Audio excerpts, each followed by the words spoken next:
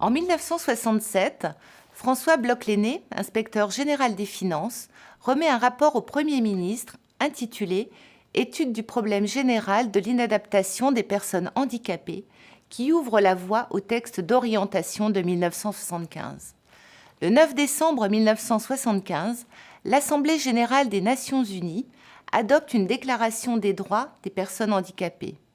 À la fin des années 80, l'intégration des personnes handicapées se décline dans plusieurs textes législatifs.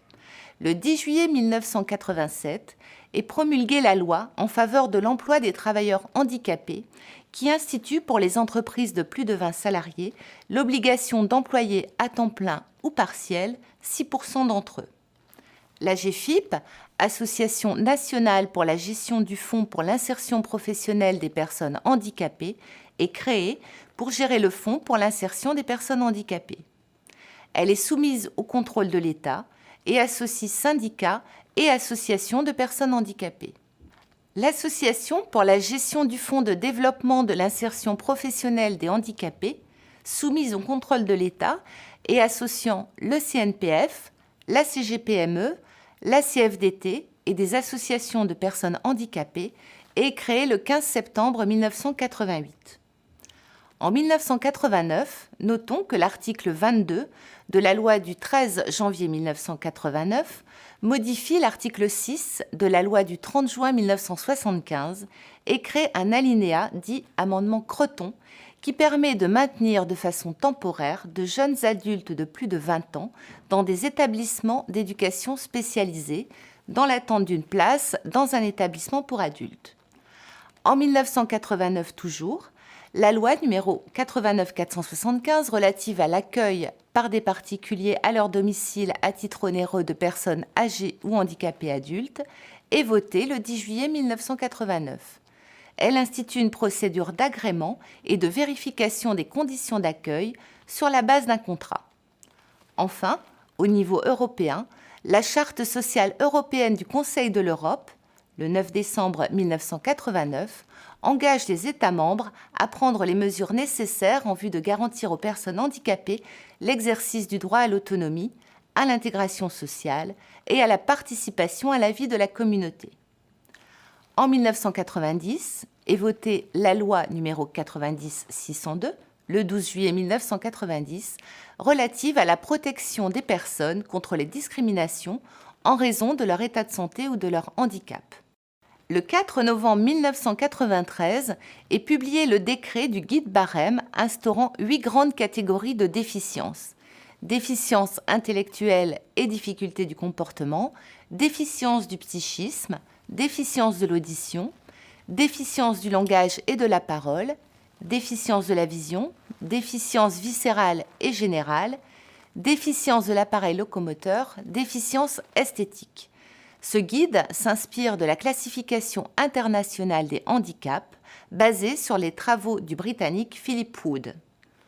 En janvier 1995, une communication en Conseil des ministres porte sur l'insertion des personnes handicapées dans la fonction publique.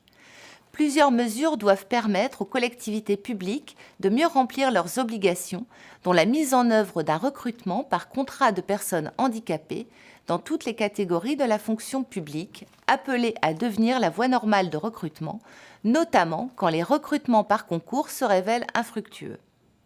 De plus, dans chaque ministère, un fonctionnaire d'encadrement sera chargé de coordonner les actions favorisant l'emploi des personnes handicapées. Le 9 juillet 1997, le Conseil d'État annule la circulaire d'application de l'amendement Creton du 27 janvier 1995. La circulaire prévoyait que le département verserait à l'établissement continuant à héberger le jeune adulte une recette en atténuation calculée sur la base du tarif moyen d'hébergement constaté dans les foyers pour adultes lourdement handicapés du département. Le 2 octobre 1997 est signé le traité d'Amsterdam qui inclut un article général concernant la non-discrimination, l'article 13. Cet article confère expressément et pour la première fois à l'Union le pouvoir d'agir dans le domaine du handicap. Il reconnaît ainsi le problème de la discrimination fondée sur le handicap. En 2000, une ordonnance du 21 décembre relative à la partie législative du Code de l'action sociale et des familles abroge la loi du 30 juin 1975. Désormais, les dispositions de la loi se trouvent pour l'essentiel dispersées dans 7 codes différents. Le Code de l'action sociale et des familles, le Code de l'éducation, le Code de la sécurité sociale, le nouveau Code de la santé publique, le Code du travail, le Code rural, le Code de la construction et de l'habitation. Le 9 octobre 2001, Ségolène Royal, ministre de la Famille, de l'Enfance et des Personnes handicapées, Michel Sapin, ministre de la Fonction publique et de la Réforme de l'État, et 5 fédérations syndicales de fonctionnaires, CFDT, FSU, UNSA, CFE-CGC, CFTC, signent un protocole qui impose aux administrations d'État le recrutement d'ici 3 ans de personnes handicapées à hauteur de 6% des effectifs. En 2002, c'est le début des travaux d'actualisation de la loi de 1975 pour une mise en œuvre d'un droit à compensation. Le 10 janvier 2002, suite à une réunion interministérielle et à la mobilisation d'associations et de médecins échographistes, l'Assemblée nationale adopte en première lecture la proposition de loi relative à la solidarité nationale et à l'indemnisation des handicapés congénitaux, qui contient un amendement du gouvernement affirmant que nul ne peut se prévaloir d'un préjudice du seul fait de sa naissance, et mettant fin à la jurisprudence Perruche, un arrêt de la Cour de cassation du 17 novembre 2000, permettant à l'enfant né handicapé à la suite d'une erreur de diagnostic médical de demander une indemnité au titre du préjudice subi. L'amendement est intégré dans le projet de loi relatif aux droits des malades et à la qualité du système de santé. Cet article, L114.1, est réécrit et développé par la loi 2002-73 du 17 janvier 2002, dite de modernisation sociale, qui intègre dans son article 53 l'amendement gouvernemental sur l'indemnisation des handicapés congénitaux. La loi crée aussi des conseils départementaux consultatifs des personnes handicapées, chargés de faire des propositions pour mettre en œuvre au niveau local la politique en direction des personnes handicapées. Le 19 février 2002, le Parlement adopte à l'unanimité le projet de loi sur les droits des malades et la qualité du système de santé, intégrant un dispositif qui met fin à la jurisprudence Perruche. Le 14 juillet 2002, lors d'un entretien télévisé, le président de la République Jacques Chirac annonce qu'il souhaite privilégier 3 grands chantiers: la lutte contre l'insécurité routière, l'insertion des handicapés et la lutte contre le cancer. Le 30 avril 2003 est promulguée la loi relative aux assistants d'éducation.